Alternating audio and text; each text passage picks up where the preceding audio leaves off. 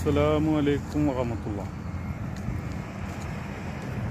പണ്ടൊക്കെ പെരുന്നാളാകുമ്പോഴേ മൈലാഞ്ചി ചെടികളൊക്കെ എവിടെയെങ്കിലുണ്ടെങ്കിൽ 2 ദിവസം മുന്നേ തന്നെ മൈലാഞ്ചി ചെടികളൊക്കെ മൊട്ടായിട്ടുണ്ടാവും.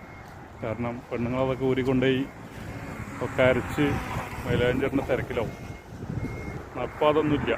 ഇപ്പോൾ ഒക്കെ കെമിക്കൽ ട്യൂബിഡ് വാങ്ങുക, നിൽക്കുക, പട്ടത്തിൽ കറക്കുക, അങ്ങോട്ട് തേക്കുക. എന്താണ് ഇപ്പോൾ അത് പരിപാടി. ഈ കാണുന്നത് മുഴുവൻ മൈലാഞ്ചി ചെടികളാണ്.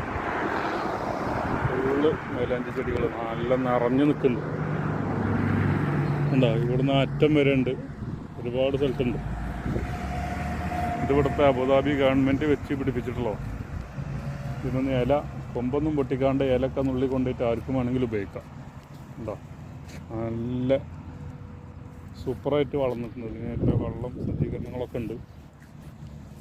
അപ്പോൾ ഇപ്പോൾ നമ്മളെ നാട്ടിൽ ഇതൊന്നും കാണാനില്ല. മൈലാഞ്ചി ചെടികളൊന്നും ഇപ്പം ഇല്ല. ഒക്കെ കെമിക്കൽ നിറച്ച സാധനങ്ങൾ മതി.